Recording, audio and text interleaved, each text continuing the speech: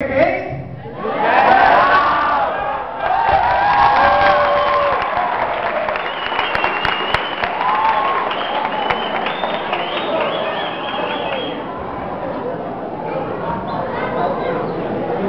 tamanho fosse documento, o homem andava com o pinto dentro da carteira. E é mais ou menos uma frase que nós iniciamos nosso programa nessa noite com ele, doutor José Geraldo Iglesias. Tudo bom?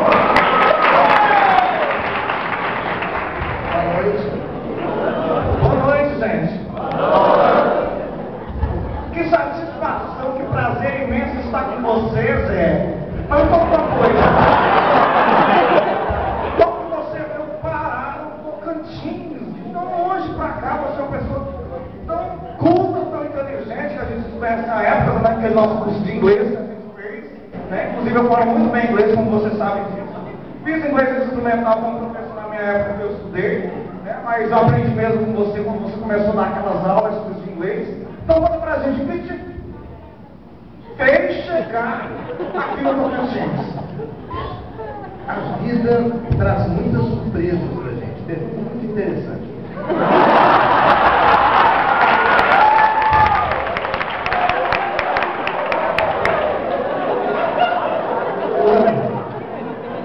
Era o ano de 2000, nós estávamos, eu e minha família, na época, eu e minha mulher, meu filho, e a Rebeca, minha menina, estava ainda neném, mas na barriga da minha mulher, tá? Que coisa linda, Zé. E nós tínhamos reformado a casa de modo a ter um quarto também só para ela. Que interessante. Eu trabalhava na Faculdade de Medicina de Valença como patologista no Hospital Escola de lá. E era diretor financeiro da Unimed. Estava muito bem em Valença. E nem remotamente pensaria, à época, estar hoje, né, falando com você sobre esse assunto quando eu cheguei ao Tocantins. Até que recebi um telefonema, estou mesmo ouvindo, e nesse telefonema, um amigo meu, patologista, que há algum tempo eu não conversava com ele, foi meu professor na época de faculdade, um profissional muito bom, falou comigo o seguinte: olha, Zé, quanto tempo, como é que está? Você olha, tem uma proposta para o Tocantins, e me pediram para indicar um patologista para lá, para assumir as aulas na faculdade. Lógico, você já tinha sido monitor também, enquanto eu também sou monitor, né? E daí criou todo aquele vínculo com os professores. Isso, né? Isso. Foi monitor da Jane, que era doutora, é doutora aqui na faculdade. Como é que é esse negócio, Zé? Eu fiquei sabendo dessa história, fiquei possessa. Dá muitas voltas. Aí o interessante nesse caso, porque ele falou: olha, mas eu tenho praticamente certeza que você não vai aceitar, porque muito longe, mas você é a única pessoa que eu indicaria para esse tipo de tarefa. Aí ele passou o telefone para o doutor Nicolau, proprietário do ETEPAC, Nosso chefe. que conversou comigo e me explicou a situação, que ele estava com a turma do terceiro período para iniciar a patologia do quarto período e que ele queria alguém para assumir a patologia aqui. Mas me conta uma coisa, já começou com todo aquele processo que vai para comunidade, vai trabalho, vai pesquisa, e vai fechamento, e vai resumo, e vai trabalho.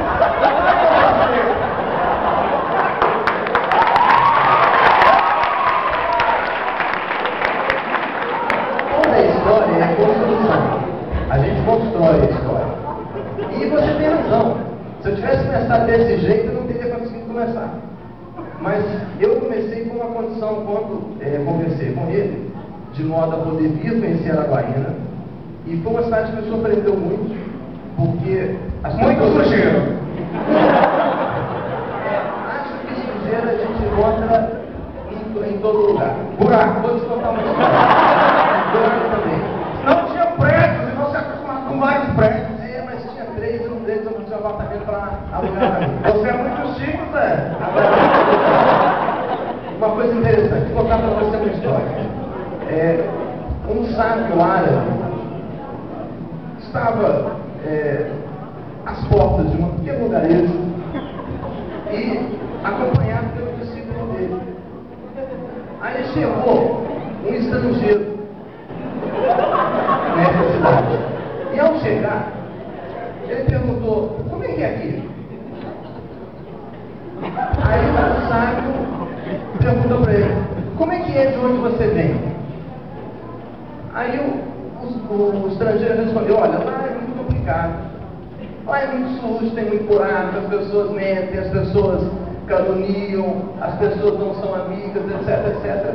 E falam muito mal do lugar de onde ele veio. Falei, olha, o sábio, olha, depois eu lamento dizer, aqui é muito parecido também. E o estrangeiro então resolveu ir embora e tentar uma sorte em outro lugar. E chegou meia hora depois um outro estrangeiro. Estava procurando um lugar para morar e fez a mesma pergunta ao sábio, como é que é aqui? E o sábio respondeu da mesma forma, como é que é de onde você veio?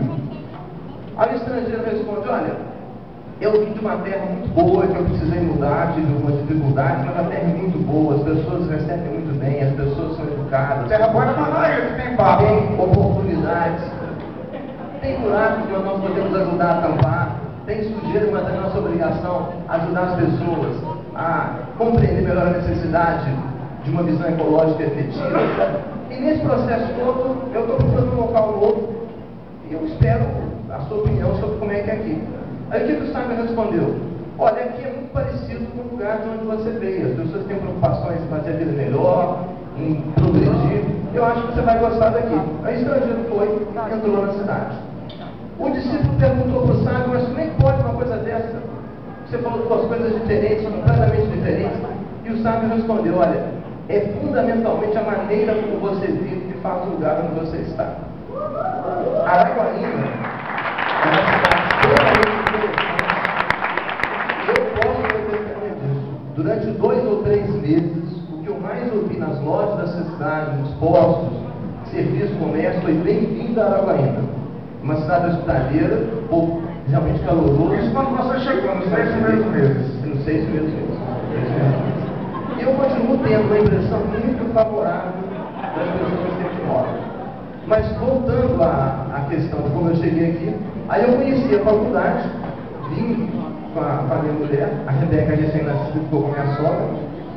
Ficamos alguns poucos dias aqui, conhecemos a proposta, acreditamos na proposta de fazer um projeto diferente.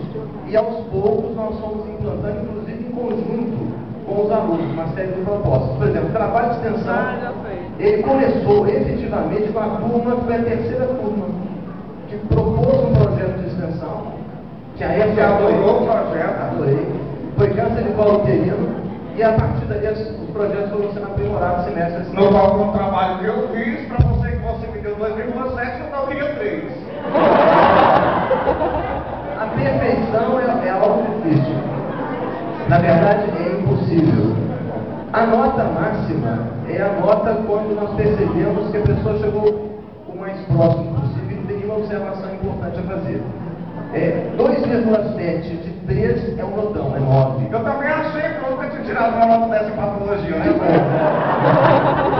Então eu acho que o grande ponto é a gente sinalizar onde as pessoas já estão bem. E não é onde estão mal, é onde precisam ou podem melhorar. É ver na crítica uma oportunidade de crescimento. É por isso que nós adoramos o Zé, essa pessoa maravilhosa que cuida, né, Zé? O Zé eu conheço há muito tempo. E olha só, eu posso falar para vocês, Zé, que a gente está junto já tem muito tempo. Eu já repeti patologia 2, 3 vezes. Eu nunca concluí porque eu largava no meio da estrada, né? Não porque eu sou burro, eu sou muito inteligente. Eu só acho que estudar. E aí o Zé falou, pois João Felipe, meu cara, por que você não termina a patologia? Professor, não estou cansado, não sei o quê. Bem, meu cara, eu acho que você deve ter pensado nisso. Não, Zé, por que você diz precisar alunos assim? Porque tem vários aqui, não sou eu, né? Então são pessoas maravilhosas que às vezes faltam um pouquinho de pulmão, pé na bunda para entrar na sala de aula. Como tem várias pessoas que saem da sala e não dizem para onde que vão para continuar achar, vão tocar violão. Mas acaba que vão, que assiste aula, se dá bem todo mundo. O que você diz das pessoas assim que são totalmente... deixa eu ver... totalmente excepcionais, porque eu sou uma pessoa excepcional. Bem, a questão, de novo, uma pergunta muito interessante. Não é à toa que a Maria Gabriela, né, é uma entrevistadora de primeira linha. É minha amiga, eu sou suspeito para falar, mas entrevista muito bem. Vejam lá, o raciocínio que a gente tem que adotar é o raciocínio do desafio para o crescimento. E das pessoas utilizarem bem os talentos que elas têm. Se tem algo que me deixa muito motivado, é ver alguém aproveitando bem os seus talentos. Em benefício pessoal, sim, mas principalmente em benefício da comunidade, do conjunto da humanidade. Esse é o grande ponto. E às vezes a pessoa não tem ainda a maturidade necessária.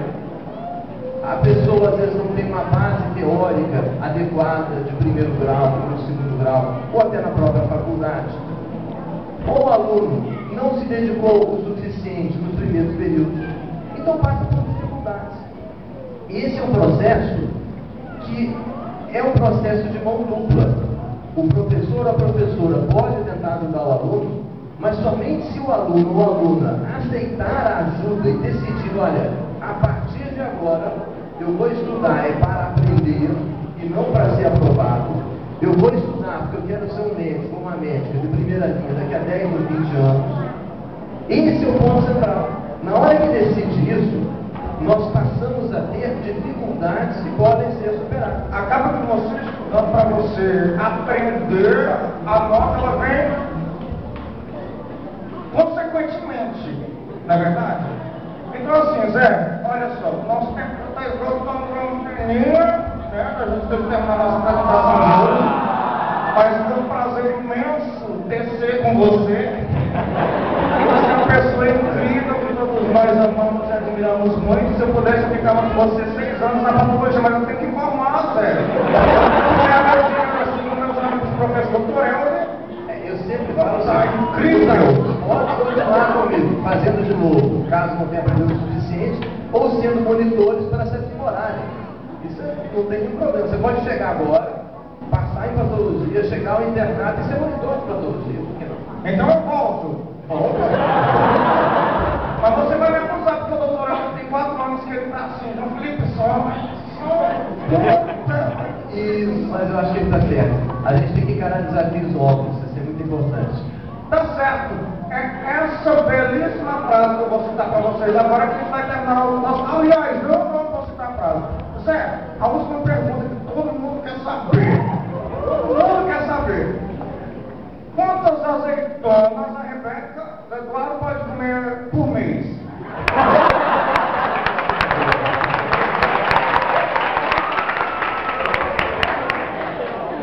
Azeitona é algo que não é proibido. A questão, como tudo na vida, depende, a questão é quantidade. O José Eduardo ele não gosta muito, então eu não tenho muita dificuldade em relação a isso. A Rebeca é louca por azeitonas, né? E Rebeca, cadê a Rebeca? É verdade, minha filha? Você não gosta muito de azeitona? Fazendo a carinha dela, você gosta muito. É uma por mês ou uma por ano? Pode ser um pouco mais do que isso. Desde que não se abuse do sal, até pode ser algumas por semana. É porque o sal, se eu não me engano, eu ouvi falar que ele causa hipertensão, né? Assim, não é muito sal. O consumo excessivo de sódio, né? Que geralmente forma de sal de cozinha, cloreto de sódio, aumenta o risco de hipertensão arterial sistêmica. Ótimo. Então está explicado, nós conversamos com ele, essa maravilhosa pessoa, Zé Geraldo Lingosta de Faria, nosso professor. Levanta aí, Zé, para receber uma salva de palmas.